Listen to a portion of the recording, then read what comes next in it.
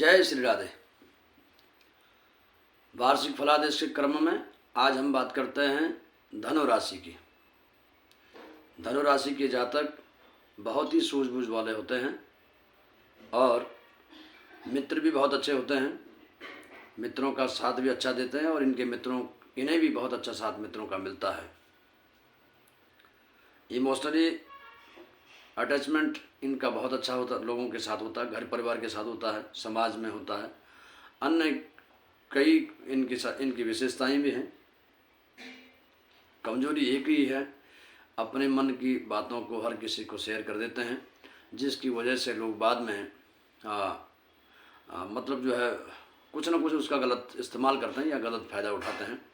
इन चीज़ों से आपको बचना चाहिए। इस स्वभाव में थोड़ा सा परिवर्तन लाना चाहिए। बाकी आप पवित्र स्वभाव के होते हैं। किसी के प्रति आपका मतलब किसी भी प्रकार का जो है कोई भी आपके मन में किसी के प्रति कोई वैमनस्यता, कोई वैर विरोध किसी के प्रति नहीं होता है। सबका सम्मान करने वाले होते हैं, सबका भला चाहने वाले लोग होते हैं। ऐसे धनुराशि वालों का स्वभाव होता है। धनुराशि वाले जो जातक हैं दैवीय स्वभाव के लोग होते हैं और दयालु प्रकृति के होते हैं। दूसरों की हेल्प करने में सबसे आगे रहते हैं, लेकिन यश कम मिलता है इन लोगों को।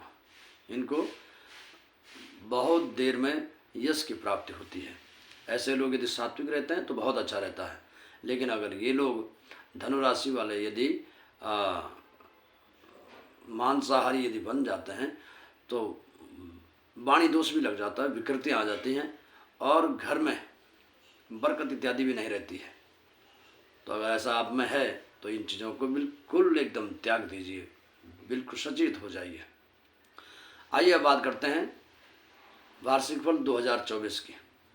आपके लिए 2024 कैसा रहने वाला है, इस बात पर चर्चा करें।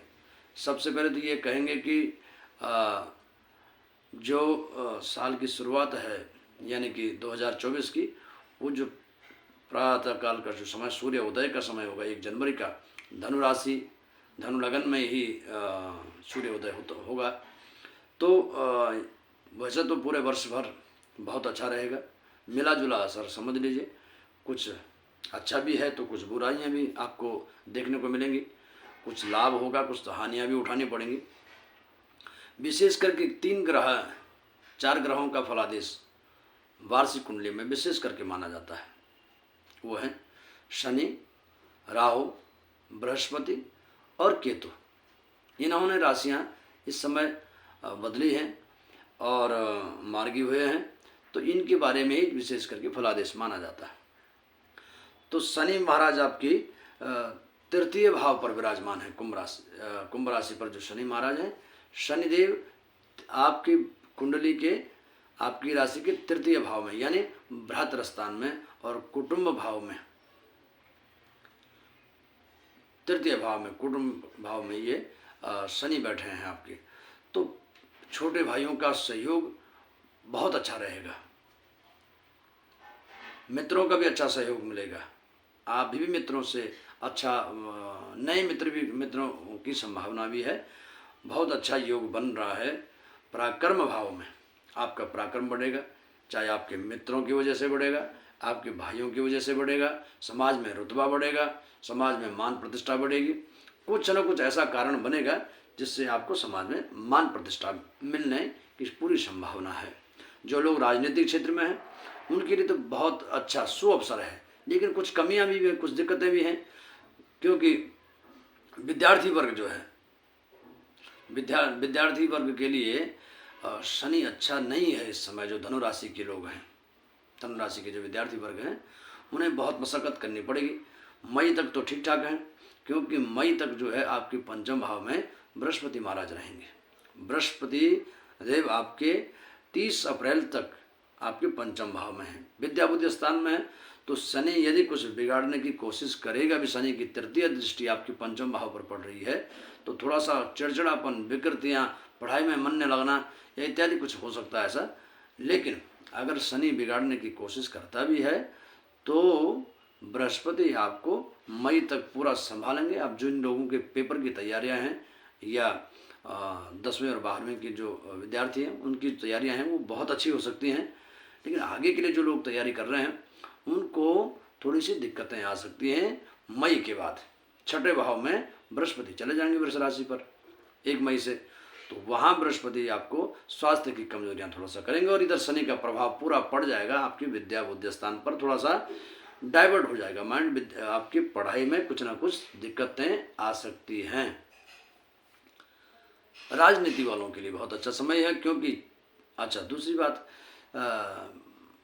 शनि की जो दृष्टि है हमारा शनि महाराज के आपके भाग्य स्थान पर है, पंचम यानी कि सिंह राशि पर। तो शनि की जो दृष्टि है वो अच्छी नहीं मानी जाती है। कर्म स्थान पर भी आपकी जो है यानी कि शनि की जो दृष्टि है ये आपके भाग्य स्थान पर दृष्टि पड़ रही है। तो भाग्य स्थान पर दृष्टि होने की वजह से भाग्य में भी यानी कि बनते बनते कार्यों में अड़चन आने की संभावनाएं हैं। बहुत मशक्कत आपको करनी पड़ सकती है इस बार, ध्यान रखिएगा। शनि का उपाय मैं अंत में बताऊंगा, वीडियो के अंत में। ये उपाय करें आप, और उपाय करने से आपका शनि ठीक हो जाएगा। 4थे भाव में आपके राहु ग्रह गोचर कर रहे हैं। राहु ग्रह 4थे भाव में अच्छा नहीं माना जाता है। यदि आप नया वाहन क्रय करना चाह रहे हैं तो इस समय रहने दीजिए, सावधान हो जाइए, किसी और के नाम ले लीजिए और सावधानी पूर्वक यात्रा करें। बहुत ज़रूरी हो तभी लंबी यात्राएं करें आप, क्योंकि और राहु जो है वाहन दुर्घटना भी करता है। 4थे भाव में आपके वाहन का नुकसान भी हो सकता है किसी वजह से, चाहे वो दुर्घटना की वजह से हो अथवा कुछ ये लोग जो वाहन इत्यादि का कार्य करते हैं, ट्रांसपोर्टेशन का कार्य करते हैं, उनको इस समय बहुत सचेत होने की आवश्यकता है। माँ का स्वास्थ्य भी कुछ कष्ट रह सकता है, माँ के साथ अनबन हो सकती है। माँ से बना करके रखें, और माँ की सेवा भी आपके लिए बहुत अच्छा रहेगा। 4था भाव माँ का भी भाव है। राहु की दृष्टि सामने 10म भाव पर है, तो 10म भाव पर जब दृष्टि राहु की पड़ती है तो कार्य में भी विक्षेप डालता है। और 10म भाव में आपके केतु महाराज विराजमान है। केतु ग्रह 10म भाव के अच्छे नहीं माने जाते हैं, क्योंकि आपके कई कार्यों को केतु बाधित करेंगे, बाधा डालने वाले हैं। और आपके यदि आप कार्य क्षेत्र में जहाँ पर भी हैं, जिस क्षेत्र में भी आपका या तो मन नहीं लगेगा, या तो आप किसी न किसी वजह से अपने कार्यों की वजह से कुछ न कुछ आपको दिक्कतें आ सकती हैं, ये ध्यान रखिए। अच्छा, 5म भाव में बृहस्पति महाराज मई तक रहेंगे, तो मई तक बहुत अच्छा समय है विद्यार्थियों के लिए, बहुत बढ़िया समय है। और 11 भाव पर दृष्टि है बृहस्पति की, तो अच्छी दृष्टि है और लाभ भी होगा आपको। दैवीय कार्य, दैवीय यात्राएं, यात्रा के योग बनते हैं, तीर्थों का योग बन रहा है, तीर्थ भ्रमण का, वो भी मई तक आपके भ्रमण का योग बन रहा हो सकता है। कहीं कुछ न कुछ यात्रा का योग आपका बन रहा है। तो ये रहा। अच्छा, लास्ट में मैं आपको उपाय बताता हूँ। शनि महाराज, शनि को प्रसन्न करने के लिए आपको उपाय करने हैं। विद्यार्थी वर्ग खास करके ध्यान से, अगर आप शनि ग्रह धनु राशि वाले हैं और शनि ग्रह से परेशान हैं, तो भी आपको सबसे पहला उपाय है शमी का पेड़। शमी का वृक्ष आप घर के अंदर नहीं बल्कि घर के बाहर दीवार पर लगाएं। आप गमले को दीवार पर रख दीजिए या गेट के बाहर ऐसी जगह पर रखें जहाँ वो गमला टूटे बिना, सेफ जगह पर रख लीजिए, लेकिन घर के अंदर नहीं रखना है। घर से बाहर शमी का वृक्ष लगा दीजिए, बहुत अच्छा रहेगा। साथ ही पीपल के वृक्ष की पूजा कीजिएगा। काले तिल डाल करके जल में शनिवार को नहा धो करके सवेरे सूर्य उदय के बाद पीपल को जल चढ़ाइए, काले तिल मिलाया हुआ जल। ये शनि का उपाय है। विशेष करके आपको राहु का उपाय करना है। हो सके तो आप राहु का अनुष्ठान करा दीजिए, ग्रह शांति करवाए किसी योग्य ब्राह्मण के द्वारा बुला करके, और 3 दिन का राहु 3 दिन का अनुष्ठान करवा करके राहु ग्रह की शांति करवा दीजिए, बहुत अच्छा रहेगा।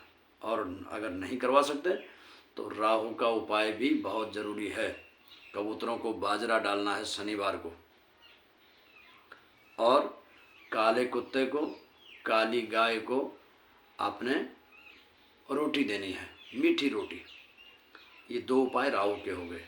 10वें भाव में केतु है, जो लोग कार्य क्षेत्र में हैं, जॉब में हैं, उनके जॉब में आपको लग रहा है कि कुछ कटपट चल रही है, कुछ ट्रांसफ़र इत्यादि कुछ उठापटक होने की संभावना है, या कुछ आरोप वगैरह भी लगने की संभावना यदि हो, तो आप उसके लिए भी सावधान भी रहें, अपना कार्य ठीक ढंग से करें। और उपाय क्या करेंगे आप? सबसे पहले जो उपाय है, बहुत ही अच्छा उपाय मैं आपको बताऊंगा। आप एलोवेरा का वृक्ष लगाइए, एलोवेरा का पौधा घर पर लगाइए, बाहर घर की दीवार पर उसको गमले पर लगा करके रख दीजिए, बहुत अच्छा रहेगा। दूसरा उपाय, यदि आपको लगता है कि बहुत ज़्यादा परेशानी है कार्य क्षेत्र में, तो देवी का नवरात्र यानी कि दुर्गा सप्तशती का पाठ करवाइए आप, नवरात्रि का पाठ।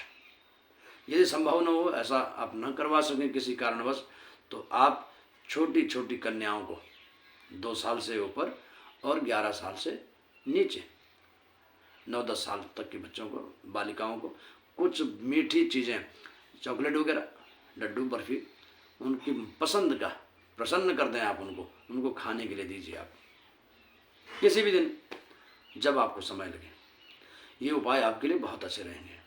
और भगवान विष्णु का विष्णु सहस्रनाम पाठ भी करेंगे, बहुत अच्छा रहेगा। ये मैंने आपको उपाय बताए हैं। बृहस्पति का उपाय क्या है?